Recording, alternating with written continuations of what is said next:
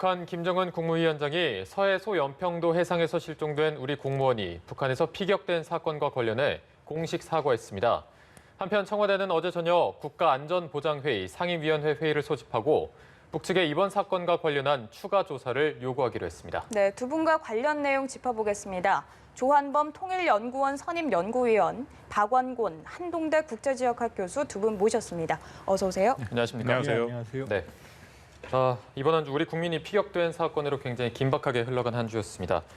청와대가 어제 NSC 상임위 회의를 열었는데 그 내용을 보면 북한 통지문과 우리 군첩보의 그간 차이점이 조금 있었는데 그 차이점을 규명해서 나가겠다 이렇게 밝혔고 이제 추가 조사 같은 거는 북한에 요청을 하겠다 이렇게 밝혔는데 청와대 대응은 어떻게 보십니까? 적절하다고 봐야죠. 왜냐하면 지금 여러 보도가 나왔지만 아마 남북 관계 사상 기록으로 남는 북측 최고 지도자의 대단히 미안하다는 사과는 최초일 겁니다. 네. 구두로는 여러 번 돼 있지만 예상보다 신속하게 그리고 진정성 있는 사과가 왔다고 볼 수 있고요. 그러나 이 사과 때문에 우리 군은 만행이라고 그랬거든요. 만행이 선행으로 바뀌지는 않습니다. 그 사과는 입군 거고 지금 향후에 진정성 있는 추가 조치가 필요하거든요. 그러니까 지금 이제 순서는 이런 거죠. 지금 온 통지문은 통지문에 의하면 현재까지 우리 지도부에 보고된 사건 전말에 대한 조사 결과거든요. 지금 공식 조사는 안 한 거예요. 네네.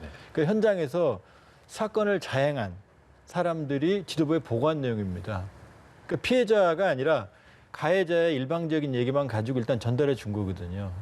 그러니까 공식 조사는 아직 없는 거죠. 그러니까 객관적이고 공식적인 추가 조사가 있어야 되는 거고 우리가 받아들일 수 있는 진상규명이 일단 이루어져야 되는 거고요. 두 번째는 책임자 처벌이죠. 왜냐하면 이건 범죄성이 그러니까 범죄입니다. 그렇기 때문에 전시에도 전쟁 범죄에 해당하는 일이고 그 다음에는 재발 방지부터 사실은 더 나간다 그러면 진정한 사고의 본질은 배상입니다. 여기까지 이루어져야 되는 거거든요. 그러니까 청와대가 추가적인 조사를 요구했다, 공동조사를 요구했다는 건 적절한 조치고요. 하나만 더 말씀을 드리면 지금 뭐 개연성은 있지만 실종자가 사망했다는 확신은 없어요. 시신이 발견이 안 됐거든요. 네네. 네. 그리고 북측도 시신을 발견 안 했다고 그랬거든요. 그러면 법적으로는 실종자거든요. 그럼 북측이 지금 대대적으로 실종된 수색에 나서 줘야 돼요.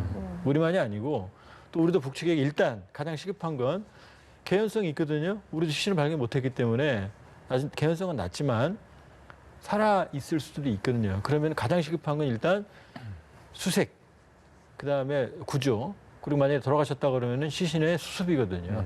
여기 대해서 북측도 지금 당장 나서야 되는 거죠. 네. 어쨌든 청와대 대응은 적절했고 김정은 위원장의 사과가 신속하고 진정성이 있었지만 이게 더 진정성을 느끼려면 추가 조사가 꼭 필요하고 여기에 더 나아가서 책임자 처벌이나 배상이 필요하다 이렇게 말씀해 주셨는데 네네. 청와대 대응 일단 교수님께서는 어떻게 보고 계십니까? 저도 적절한 대응이다라고 생각을 하고요. 일단 어저께 그 통일전선부 명의로 온 통지문과 우리 군이 발표한 거에 사실 차이가 큽니다. 그 세 가지 측면에서 차이가 크죠. 일단은 월북 여부. 북측에서는 나중에 좀 얘기를 할 기회가 있습니다만 전혀 아니다. 뭐 그런 얘기가 없었고 우리 군 당국은 월북이다라고 사실상 결론을 내린 상태고 두 번째는 방금 말씀하신 시신 훼손의 문제. 여전히 실종 상태인지 했는데 그 부분에 대해서도 우리 군 당국은 시신을 불태웠다라고 얘기를 했는데 또 북측은 전혀 그런 것이 아니다라고 얘기를 했고 또 가장 핵심은 책임 소재죠. 과연 누가 이것을 최종적으로 결정을 했느냐. 6시간의 미스테리가 여전히 남아있는데 북측 통지문만 보면 실시간으로 이뤄진 이것은 일종의 우발적인 사건이고 반면에 한국의 군 측의 판단에 의하면 6시간의 결정이 있었다. 그것은 상당히 상층부까지 올라갔다. 그 세 가지가 가장 핵심적인 것이고 차이가 매우 크거든요. 그리고 국제사회의 보편적인 그 관행을 따르더라도 이럴 경우에는 그 당사 국가 간에 공동조사를 당연히 합니다. 그러니까 지금 남북 간에 공동조사를 해서 지금 말씀드린 세 가지의 차이점에 대해서 명확히 규명을 하는 것이 앞으로 재발 방지를 아까 조한범 박사님 말씀하신 가장 첫 번째 지금 첫걸음이 되는 거죠. 그래서 정부 측에서는 당연히 이런 것을 얘기를 했어야 됐고 적절했다고 생각합니다. 네. 네. 일단 북한이 통지문을 어제 보냈는데 김정은 위원장은 아까 조 위원께서 말씀하신 것처럼 굉장히 이례적으로 신속하게 보냈고 그 안에는 미안하다라는 이런 내용까지 담겨 있었잖아요.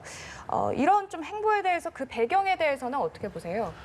일단은 제가 보기에 북측이 우리가 사건의 전모를 들여다보고 있다는 걸 몰랐던 것 같아요. 그러니까 만일에 그냥 은폐될 수도 있었던 거죠. 우리가 네. 몰랐으면. 그리고 사건이 전모에 드러났고요.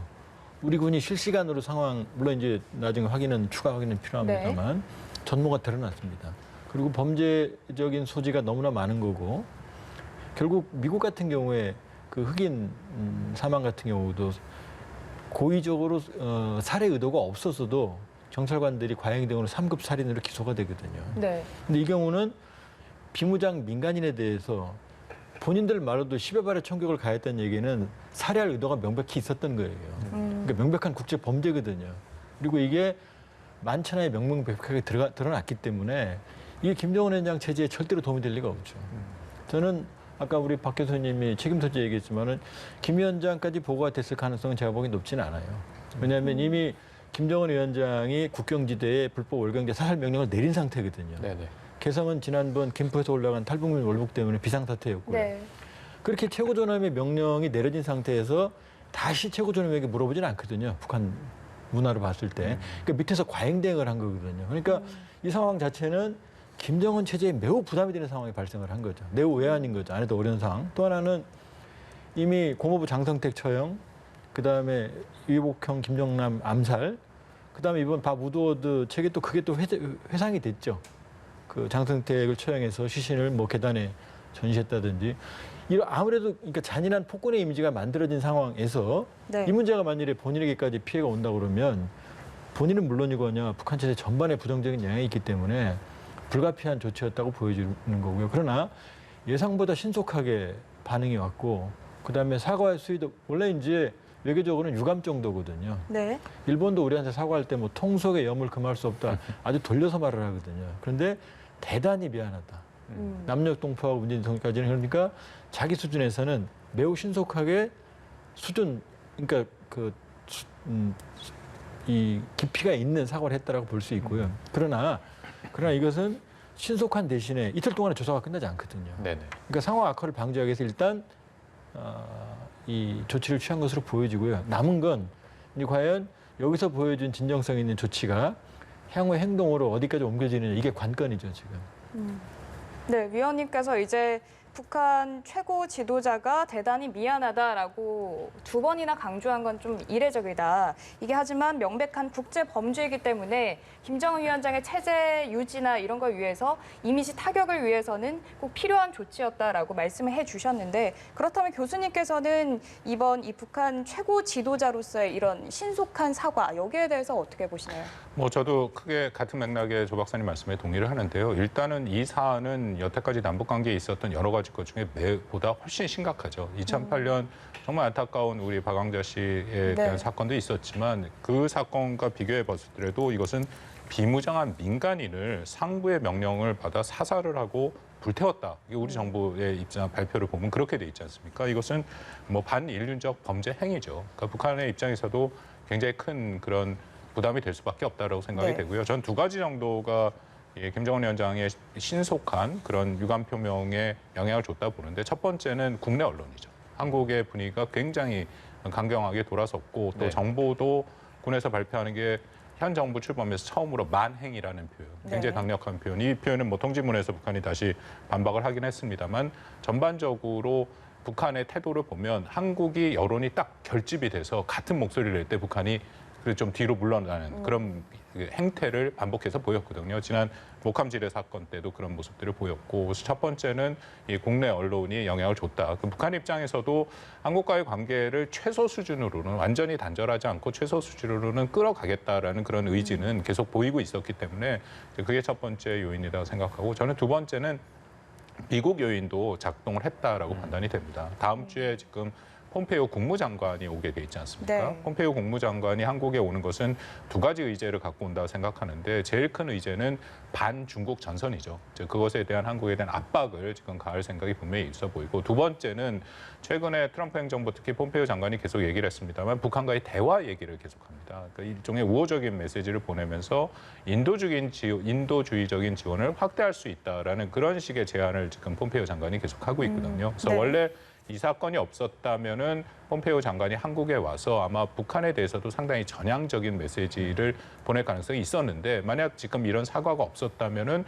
당연히 미국의 입장에서는 한미 동맹 차원에서 강경한 대응을 해야 되고 북한에 대한 경고의 목소리가 나갈 수밖에 없고요. 이것은 지금 미국 대선 국면에서 증폭될 가능성이 큽니다.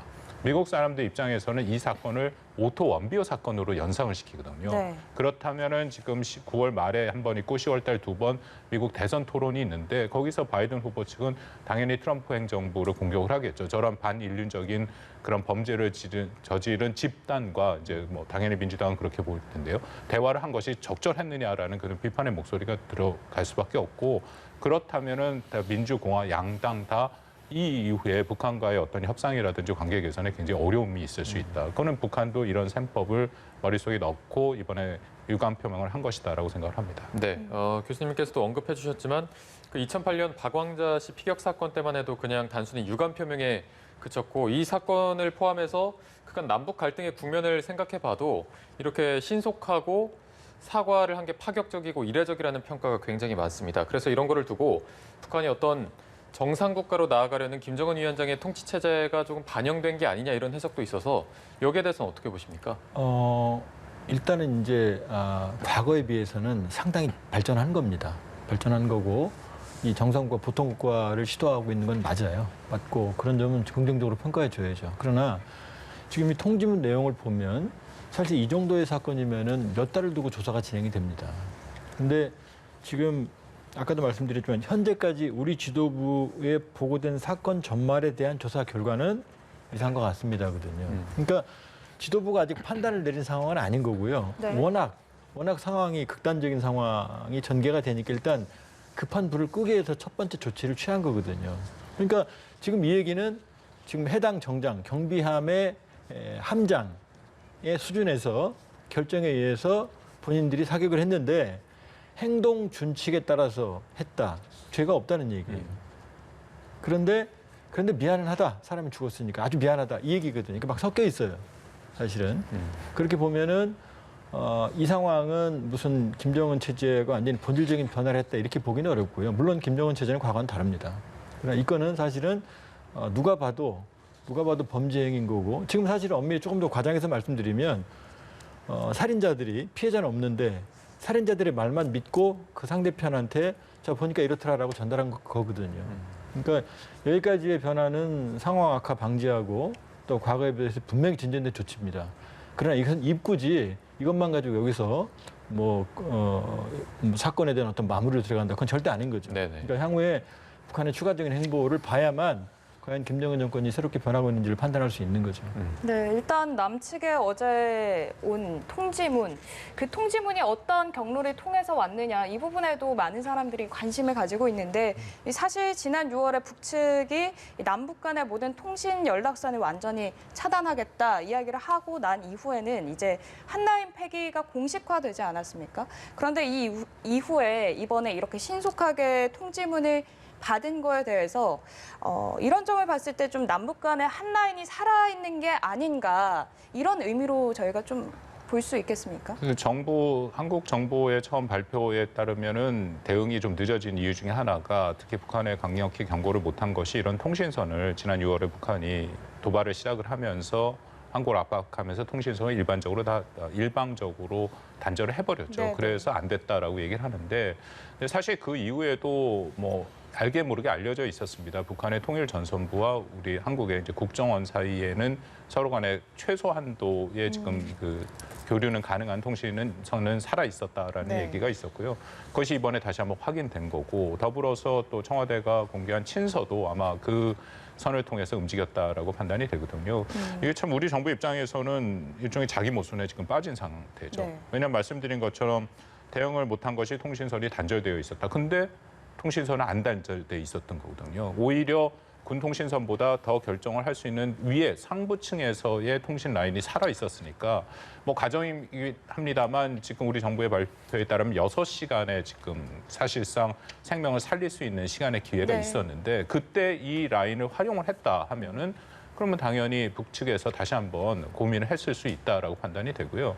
설사 통신선이 문제가 있다 하더라도 이건 현장에서 일어난 사건이기 때문에 우리 군이 좀 적극적으로 대응을 했으면 또 가능성은 있었죠. 예를 들어서 NLL과 지금 나오는 그 지역은 워낙 또 충돌도 많고 그런 지역이기 때문에 우리가 집중적인 감시를 하고 있는 그런 지역은 확실합니다. 그럴 경우에 더군다나 그 북한의 순시선이 있었고 거기에 따라서 또 이 경비선까지 온 상황이면 무슨 일이 발생했다라는 것은 우리 측에서는 알고 있었고 또 감청을 통해서 이미 알고 있었다라고 지금 알려져 있거든요. 그렇다면 NLL을 넘지는 않지만 거기에 뭐 우리의 전투함을 배치를 한다든지 아니면 거기에 방송을 한다든지 아니면 불을 비친다든지 여러 가지 방법으로 북한한테 경고를 보낼 수가 있었어요. 근데 네. 그런 부분이 안 이뤄진 거는 매우 안타깝게 생각합니다. 네.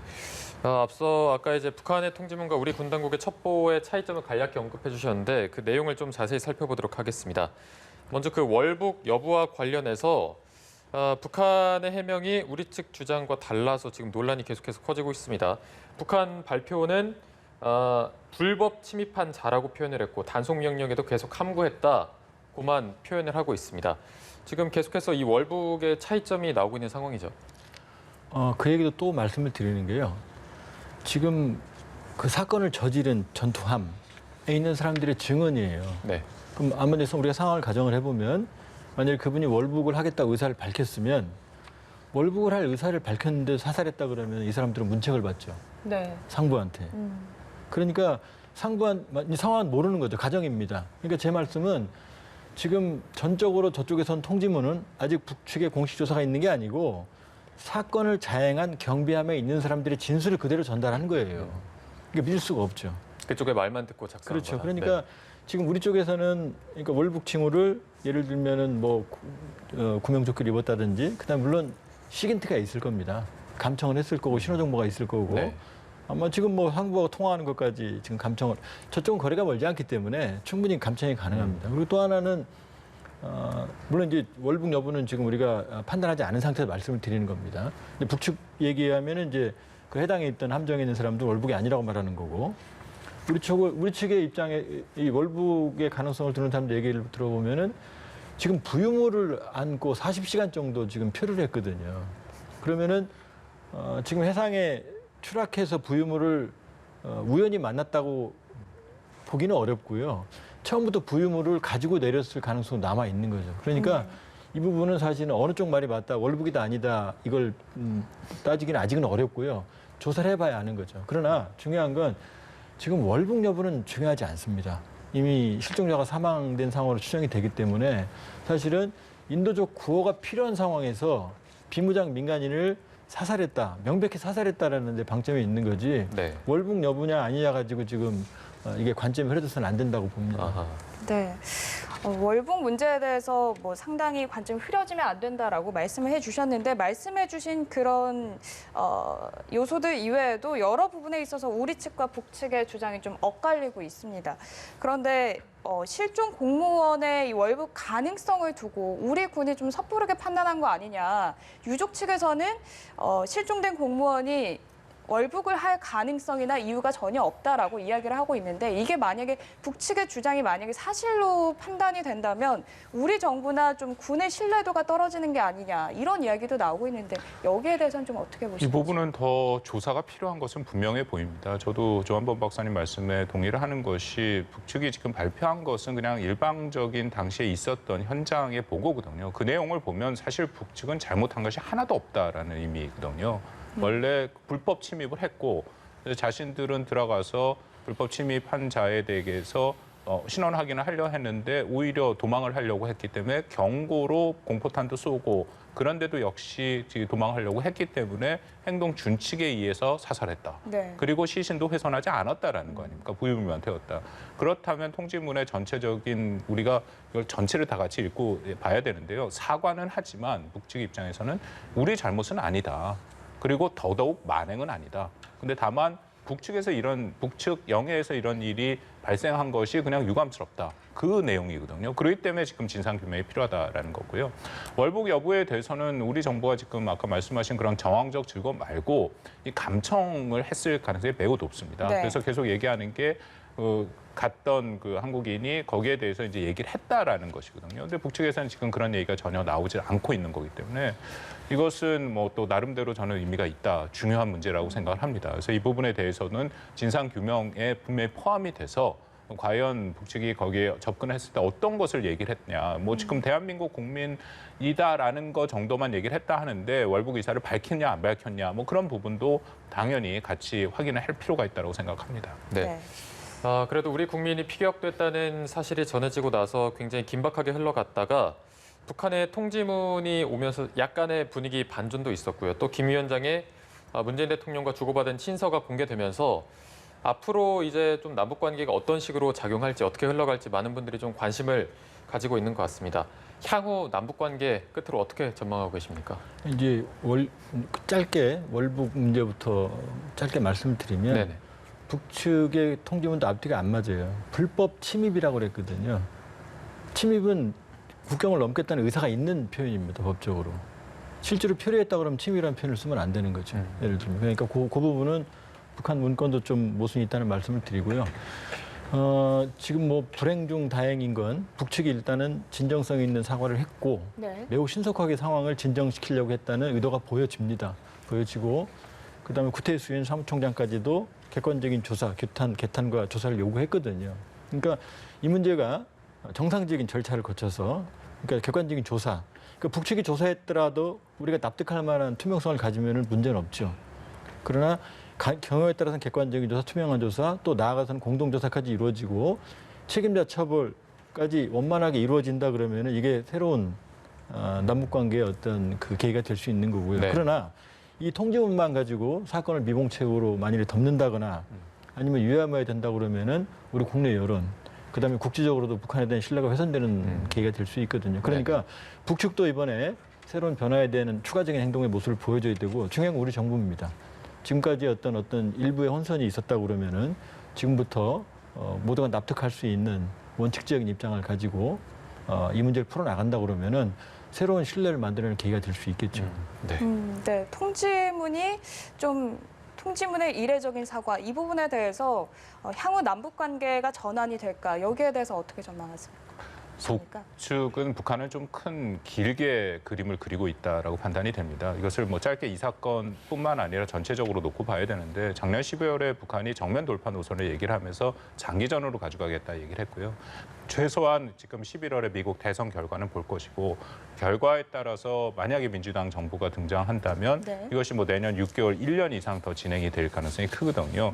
안타까운 얘기지만 그 북한은 지금 남북 관계를 북미 관계 하위에 놨습니다. 그 의미는 북미 관계에 뭔가 돌파가 되고 진전이 있어야 남북 관계를 의미 있게 가져가겠다라는 그런 판단이거든요. 그래서 친서가 지금 교환이 되고 일단 유감 표명이 돼서 최악의 상황은 일단 멈춘 것은 맞다라고 판단이 되지만 그렇다고 남북 관계가 본격적으로 2018년 수준으로 회복되기에는 아직은 멀었다라고 판단합니다. 네, 알겠습니다. 저희가 오늘 말씀은 여기까지 듣도록 하겠습니다. 지금까지 조한범 통일연구원 선임연구위원, 박원곤 한동대 국제지역학 교수 두 분과 함께했습니다. 고맙습니다. 고맙습니다.